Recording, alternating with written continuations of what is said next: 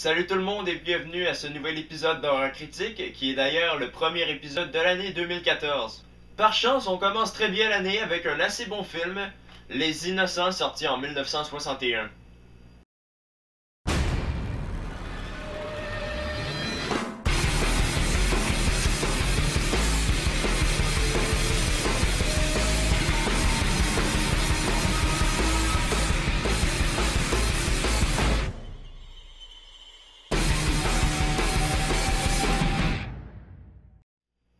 Une jeune gouvernante prend en charge deux enfants orphelins qui vivent dans le somptueux manoir de leur oncle.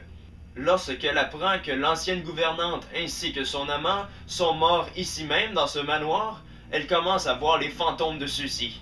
Et puis quand le comportement des enfants se met alors à changer, elle croit que l'ancienne gouvernante ainsi que son amant tentent de les posséder pour revenir parmi les vivants. Le scénario du film est inspiré du roman d'Henry James Le Tour d'écrou, publié en 1898. Il s'agit de l'histoire de fantômes par excellence.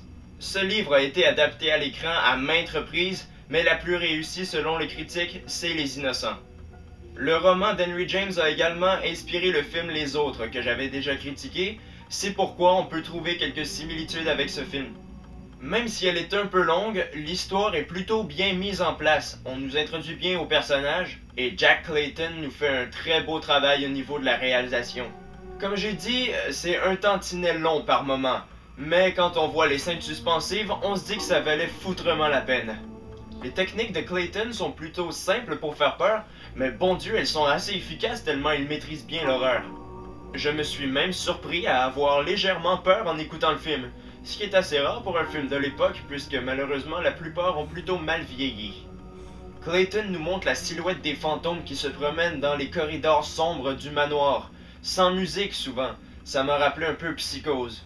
Sinon, il nous montre des plans où on aperçoit les fantômes de loin, un peu comme dans Halloween. L'ambiance du film est noire, sombre, macabre. Les scènes d'horreur sont aussi surprenantes qu'effrayantes. Et les décors du film sont sublimes. Le manoir représente le typique château anglais hanté. Le jeu des acteurs. Deborah Kerr tient le rôle principal, elle joue vraiment bien, on arrive à sentir toute sa peur ainsi que son désarroi. Quant aux enfants, ils sont assez effrayants, juste à leur expression faciale. Vide. Oh putain qu'ils font peur. On a affaire à un habitué de l'horreur, Martin Stephens, qui avait joué un an auparavant dans Le Village des damnés. Sérieusement, la tronche de ce gamin est à glacer le sang. Et sa sœur Flora est tenue par Pamela Franklin, son tout premier rôle au cinéma. Effets spéciaux et costumes.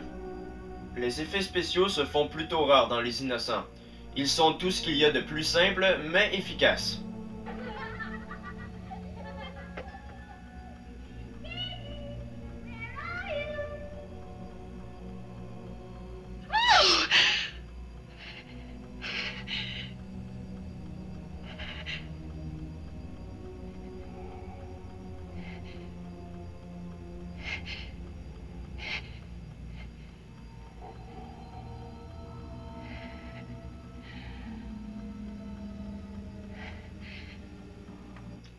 Sinon, les costumes sont assez dignes de l'époque où se déroule le film.